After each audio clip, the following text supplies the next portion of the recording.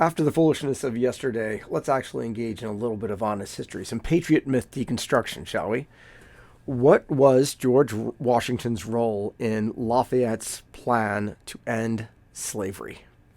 Hey folks, I'm Todd Sturmer. I teach public history at Johns Hopkins, and I serve as the film and digital media editor of The Public Historian, and I'm also a scholar of the American Revolution.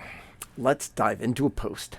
And of course, it's from Mount Vernon. Keep hitting the beat. Okay, features a portrait of the Marquis de Lafayette and a caption copied from another page on their website about Lafayette's 1783 proposal to Washington to purchase land and, as Mount Vernon describes it, employ formerly enslaved people as free tenants. Seems innocent enough at first glance, which is what most people get with digital media, right? And the hashtags are there. African American history, hashtag slavery, hashtag black slavery, hashtag enslaved people. Let's push this out there. And then the likes, emojis, and positive comments flow. Virginia 250 clapping. But scratch the surface. Actually pay attention, and you'll find something troubling. Mount Vernon using digital media to lie to you, to distort the past, to reframe it in a positive way that sells you their product, George Washington, as a progressive figure aligned with Lafayette's radical ideas about emancipation. This matters. In a post-truth era, where the patriot myth is being weaponized almost on a daily basis now to recast the founders as moral authorities on modern issues. Such misrepresentation isn't just dishonest, it's dangerous. And it destroys any claim to credibility these institutions have while shielding the founders' complicity. So let's set the record straight and maybe learn something by it.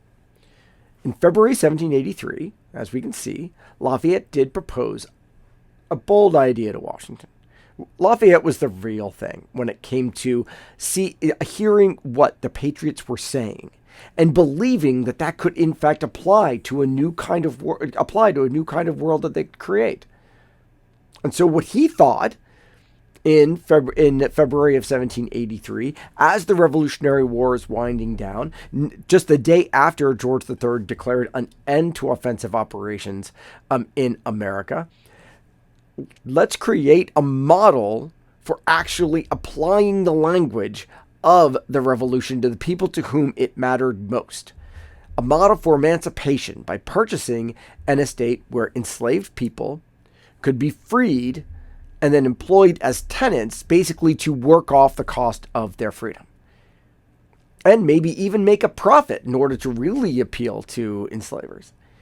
He envisioned that as an example that could spread across America and the West Indies. And his words were unambiguous. If it be a wild scheme, I'd rather be mad that way than to be thought wise on the other tack. There's one for a pillow. Washington's response? The same as always when he was faced with questions about slavery. Polite deflection. He praised Lafayette's humanity, but no commitment. I shall be happy to join you in so laudable a work, but we'll defer into a detail of the business till I have the pleasure of seeing you. Translation: Washington admired Lafayette's benevolence, nice of him, but wasn't going to act. Delay it until I see you. Lafayette was in Spain at the time. They weren't seeing each other anytime soon. Fast forward to 1786. 3 years later, Lafayette reminds Washington of the plan. Why? Because he's going through with it. This is Lafayette, right? He's all in it. Lafayette had purchased 3 plantations in Guyana, modern-day French Guiana, and intended to free the 70 enslaved people who were there to put his idea into action. Washington's response, as quoted by Mount Vernon, and as they characterize, is warm. Your late purchase of an estate in the colony of Cayenne with a view of emancipating the slaves on it is a generous and noble proof of your humanity. Would to God a like spirit would diffuse itself generally into the minds of the people of this country. And Mount Vernon stops there. But Washington doesn't. The letter doesn't. It goes on. So let's follow it, shall we? And it tells a somewhat different story. Would to God a like spirit would diffuse itself generally into the minds of the people of this country, but I despair of seeing it. Some petitions were presented to the Assembly at its last session for the abolition of slavery, but they could scarcely obtain a reading. To set them, enslaved people, afloat at once, to set them afloat at once would, I really believe, be productive of much inconvenience and mischief. But by degrees it certainly might, and assuredly ought to be effected, that too by legislative authority. Immediate abolition? Inconvenient and dangerous. Gradual abolition? Maybe, possibly, perhaps, but only by a legislature that was in no way interested in doing it.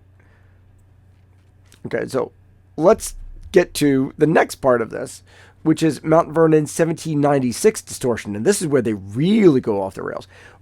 On the one hand, it's by omission. This is actually by overt distortion. They claim Washington's 1796 proposal just to rent his own land and labor out to tenant farmers was a similar change to Lafayette's plan. Their language, Washington himself attempted to conduct a similar change at Mount Vernon. That's not just absurd. That's grotesque. Washington's 1796 plan wasn't about emancipation. It would have been in the papers. What? It was a self-serving scheme to profit from enslaved people, from renting out people he owned without having to worry about direct management of it. He explicitly stated, and this is the part that Mount Vernon quotes, many of the Negroes, male and female, might be hired by the year as laborers. Yeah, but again, the letter keeps going where Mount Vernon wants you to stop understanding it. They might be hired by the year as laborers, but it deserves consideration how far the mixing of blacks and whites together is advisable, especially where the former are entirely unacquainted with the latter. Washington wasn't freeing anyone. He was renting out people while reinforcing racial divisions, or at least he attempted to. Why does this matter? In today's political climate, where founders are being recast as moral authorities, these distortions are just dangerous.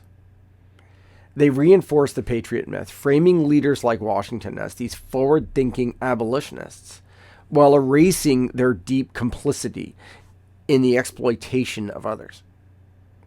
And institutions like Mount Vernon are increasingly using digital platforms to spread these myths, reaching far beyond their walls. Betcha they're stoked about Meta dropping any kind of fact-checking, leaving it only to community accountability.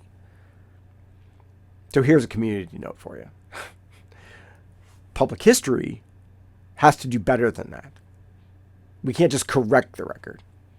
We have to hold institutions accountable for the truths they claim to represent, and failing to confront those uncomfortable realities that they turn into a cozy history betrays the civic duty embedded in public history and undermines trust in the entire field. And if you want to get to the honest history of this, Lafayette, he did make a bold attempt to end slavery with Washington's help. He gave it a shot. He believed in the language, and he thought the language meant something. But Washington sidestepped, stalled, and then ultimately just chose inaction. That's the story Mount Vernon refuses to tell, even as they're promoting this other one. But it's the one that matters, and it's the one that you deserve to hear. Anyway, a sad postscript, of course. Lafayette's project in Cayenne, the one where he became a slaveholder. He hadn't owned other people before. He made himself an enslaver in order to put this plan into effect, in order to free enslaved people. Didn't happen. He started it. It started working, but the French Revolutionary government, the terror government, confiscated his properties in 1759, and by then Lafayette hadn't gotten around to actually formally freeing them. So what happened? They were confiscated and sold by the French state. The more you know.